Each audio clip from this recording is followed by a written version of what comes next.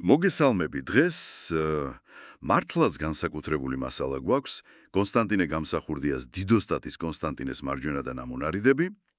ეს არ არის უბრალოდ წიგნის გადმოცემა.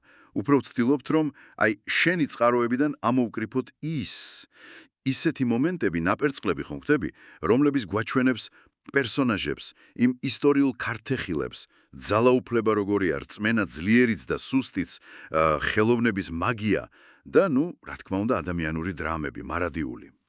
ჩვენი მისიაა, ასე ვთქვათ, ამ ფრაგმენტებით დავხატოთ მე-11 საუკუნის საქართველოს ის რთული, ძალიან წინააღმდეგობრივი სურათი. გავიგოთ, რა დგას ამ დიდი ტექსტის უკან. აბა დავიწყოთ, ჩავყვინთოთ, პირდაპირ ეპიცენტრში ვართ, ხო? მეფე გიორგი პირველის კარზე. შენს ნაწყვეტებშიც ჩანს, რომ ის არის, ახალგაზრდა მეფე, 12 წლას დაადგეს გვირგვინიო, მაგრამ უკვე ეჭვიანია, ანგარიშიანი მმართველი. თუნდაც ის ცნობილი სცენა, მამამზე ერისთავთან. მეფე ვიტომ ძაღლზე ლაპარაკობს, ერთგულებაზე, მაგრამ ის სიტყვა ერთგული მამამზეს სამშვალივით შეერჭო გულში.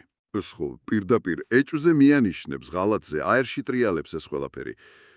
რას გვეუბნება ეს სცენა მეფის მმართველობის სტილზე? თან ასეთ ადრეულ ეტაპზე. კი, ეგ სცენა ძალიან ზუსტად აჩვენებს გიორგის მდგომარეობასაც და მის მეთოდებსაც. ის ხომ მართავს სამეფოს, რომელიც სულ საფრთხის ქვეშაა, გარედანაც, შიგნიდანაც. უწევს ლავირება რა, ძლიერ ამბიციურ დიდებულებს შორის, აგერ მამამზე კოლონკელიძე, ჭიაბერე ერისთავი, ესენი არიან, ერისთავები, რეგიონების მმართველები. სულ ცდილობენ მეფის ძალაუფლებას შეზღუდონ. თან პარალელურად ბიზანტია, ბასილი მეორე, რომელთანაც საქართველო მძიმე კონფლიქტშია. ეს ისტორიული ფონია, რომელიც სულ გაზდევს რომანს და მეფის ყოველ ნაბიჯს, ასე ვთქვათ, განსაზღვრავს.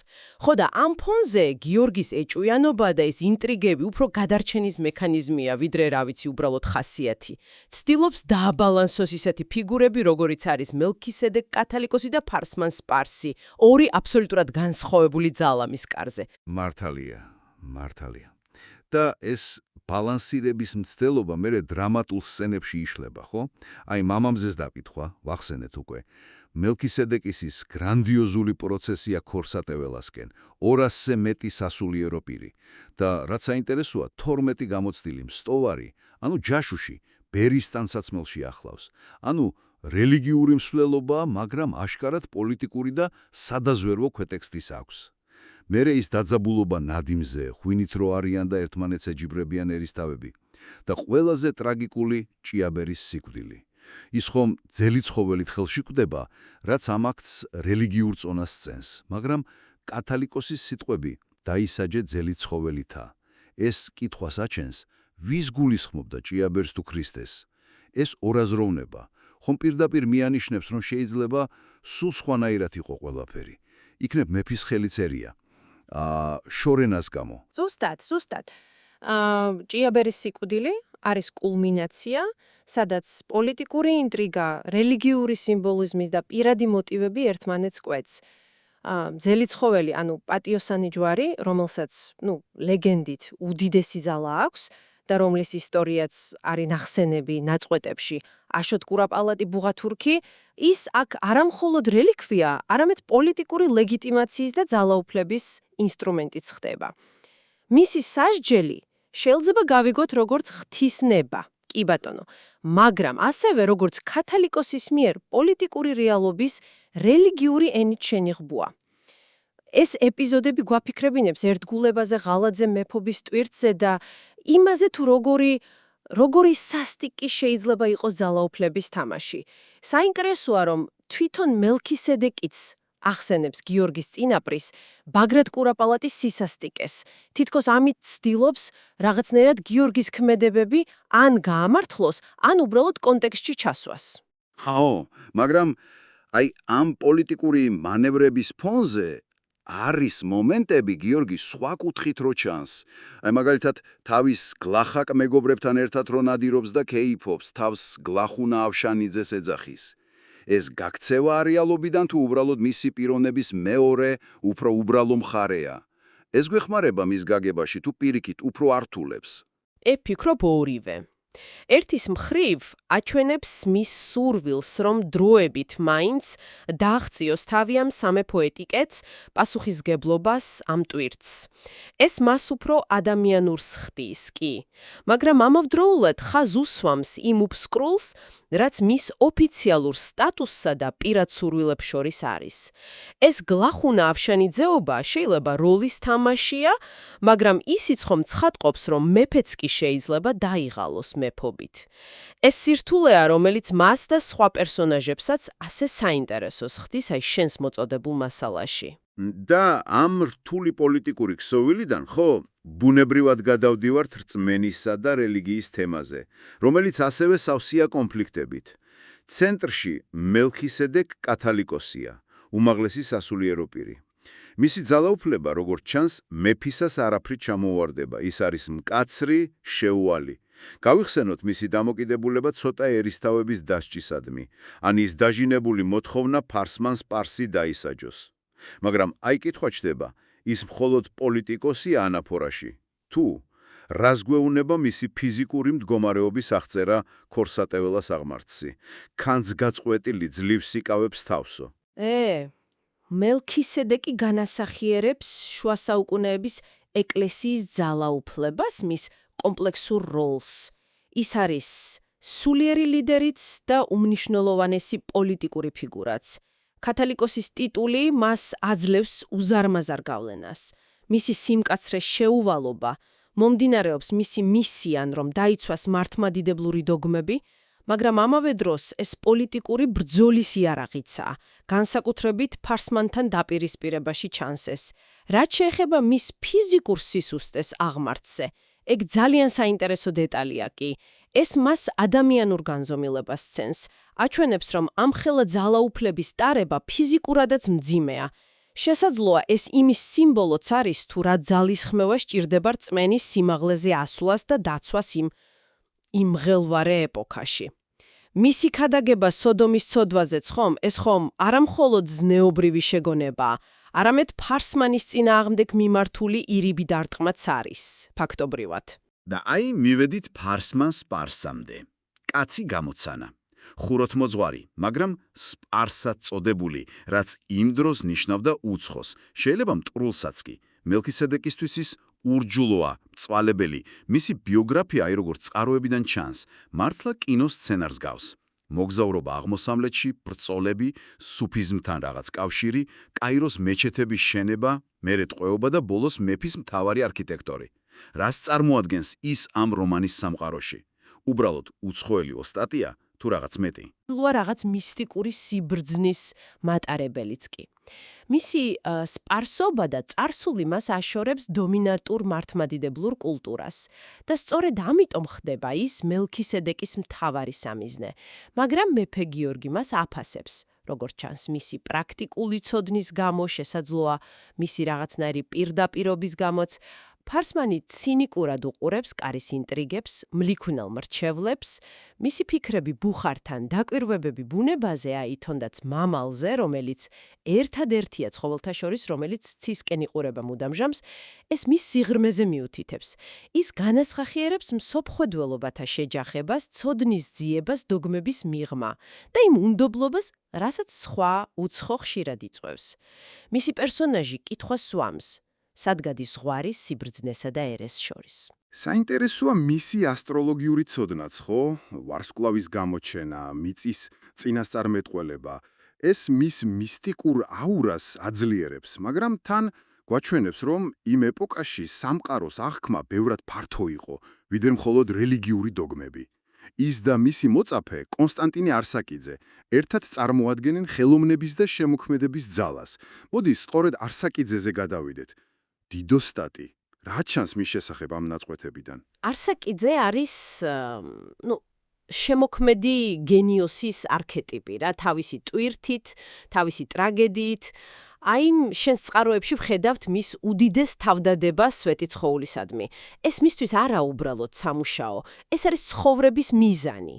ჭიდილი წარმავლობის ნისლთან, როგორც თვითონ ამბობს. ის ხედავს, როგორ ამოდის ტაძარი ქაოსიდან, როგორც ცდილობს წამიერის მარაჯამულად ქცევას. ეს არის ხელოვანის მისია, რომელიც თითქმის ღვთაებრივ აქტს უტოლდება. მაგრამ ამავე დროს ის არის ადამიანი, თავისი ვნებებით, ეჭვებით, ტკივილით. და ეს ადამიანური მხარე განსაკუთრებით მძაფრად ჩანს მეს ურთიერთობაში შორენასთან.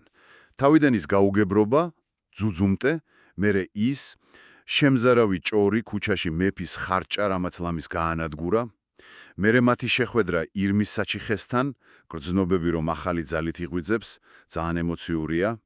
მისი სიზმარი შორენაზე და დათვებზე ხომ თითქოს მომავალი ტრაგედიის წინად გრძნობაა. მერე ავად ხდება ყვავილი კინაღამ რომ კლავს, ეს ყველაფერი გვაჩვინებს რომ გენიოსიც კი მოწყვლადია. აბსოლუტურად, აბსოლუტურად. მისი შინაგანი კონფლიქტი ხელოვნებისადმი ეს უსაზღრო ერთგულება და მიწიერი სიყვარული, რომელიც მას საფრთხეს უქმნის, ეს არის ცენტრალური. ხელოვნება მისგან სრულ თავდადებას მოითხოვს, თითქმის ასკეტურ ცხოვრებას, მაგრამ გული სხვაგან მიუწევს. ეს არის არჩევანი ხელოვნებასა და პირად ბედნიერებას შორის. არჩევანი, რომელიც ხშირად ტრაგიკულია ხელოვანისთვის. სვეტიცხოველი, რომელსაც ის აშენებს, ხდება სიმბოლო არა მხოლოდ რწმენისა და ეროვნული იდენტობისაც, არამედ იმ მსხვერპლისაც, რასაც დიდი შემოქმედება მოითხოვს. მისი დაჭრა ოვსებთან შეტაკებისას და ბოლოს ტაძრის კურთხევაზე ის ჩუმი სიტყვები იქმენი ნათელი. ეს არის მისი შემოქმედებითი და ადამიანური გზის კულმინაცია, თუმცა, როგორც ვიცით, არა დასასრული. და სწორედ აქ გადავდივართ ბოლო დიდ თემაზე. სიყვარული, ღალატი და ბედისწერა. ეს ყველაფერი ამ პერსონაჟებს ერთმანეთთან აკავშირებს და ხშირად ანადგურებს კიდეც. ცენტრში, რა თქმა უნდა, შორენა კოლონკელიძეა. მისი სილამაზე, სიამაყე ლეგენდარულია, მაგრამ ბედი ტრაგიკული. არსატიძესთან კავშირი, გირშელზე იძულები დანიშნვა, მეფის ინტერესი. ეს ყველაფერი ქმნის რაღაც სასიკვდილო სამკუთხედს. კი, შორენა იმ ეპოქის ქალის მდგომარეობის სიმბოლოცა, თუნდაც ის დიდგვაროვანი იყოს. მისი ბედი დიდწილად დამოკიდებულია მამაკაცების, მამის, საქმროს, მეფის გადაწყვეტილებებზე. მას აქვს სიამაყე, აქვს გრძნობები არსაკიძის მიმართ, მაგრამ სოციალური და პოლიტიკური წნეხი მის პირად არჩევანს თითქმის შეუძლებელს ხდის. ის ხდება პოლიტიკური ინტრიგის და მეფის ვნების მსხვერპული. მისი იძულებით მონაზვნად აღკვეცა შუშანიკის სახელით და მერე თვითმკვლელობა ეს არის საბოლოო პროტესტი და ამავე დროს ტრაგიკული დამარცხება გარემოებებთან ბრძოლაში. მის გვერდით კიდევ ვარდისახარია, მისი მხევალი, მისი ისტორიაც არანაკლებ დრამატულია. შორენას ერთგული იყო, მაგრამ მერე თავადაც ერთვება არსაკიძესთან ურთიერთობაში. მერე მეფის მხრიდან ძალადობა და შეურაცხყოფა და ბოლოს ფარსმანი ირთავს ცოლად. რას გეუბნება მისი პერსონაჟი? ვარდისახარი კიდევ ერთი ქალია, ვისი ბედით სხვების ხელშია. მისი ურთიერთობა არსაკიძესთან, თუნდაც ხანმოკლე, აჩვენებს მის ადამიანურ სურვილებს. მეფის ძალადობა მის მიმართ ხაზს უსვამს ქალის დაუცველობას და მამაკაცის ძალაუფლების ბოროტად გამოყენებას. ფარსმანის მიერ მისი ცოლად შერთვა კი სავარაუდოდ პრაგმატული ან პოლიტიკური ნაბიჯია ფარსმანის მხრიდან. შესაძლოა მისი დაცვის მცდელობაც კი გარკვეულწილად. თუმცა მათი ურთიერთობა, როგორც წყაროებიდან ჩანს, ასევე რთული და დაძაბულია. ისიც შორენას მსგავსად, ოღონდ სხვა სოციალურ საფეხურზე, აჩვენებს ქალის შეზღუდულ შესაძლებლობებს და ბედისწერის სიმძიმეს.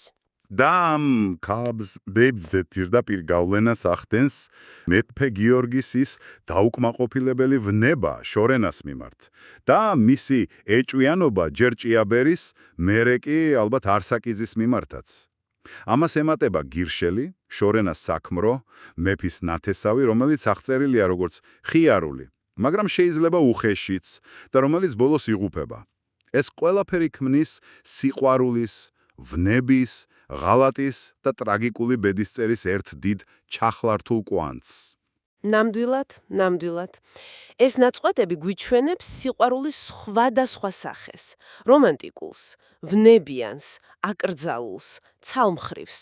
ასევე ღალატის მრავალ ფორმას, პირადს, პოლიტიკურს მეგობრულს და რაც მთავარია, იმას თუ როგორ შეიძლება პიროვნების ბედი განისაზღვროს არა მხოლოდ მისი არჩევანით, არამედ ეპოხის, სოციალური ნორმების და ძალაუფლების მქონეთა ახირებების მიერ. ეს არის ისტორიები, სადაც პირადი დრამა და ისტორიული პროცესები განუყოფლადაა გადაჭაჭული. მოდი შევაჯამოთ.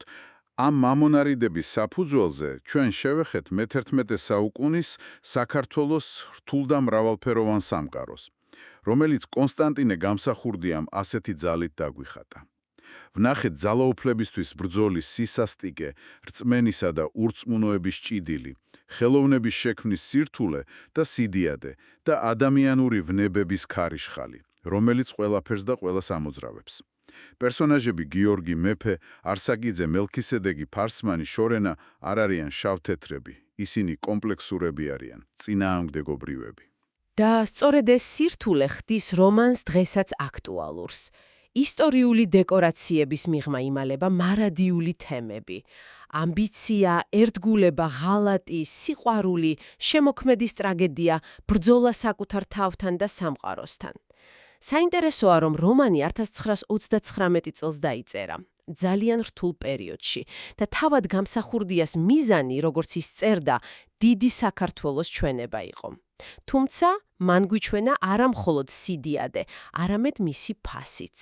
ეს არ არის იდეალიზებული წარსული, ეს არის ცოცხალი, მტკივნეული, დრამატული ისტორია.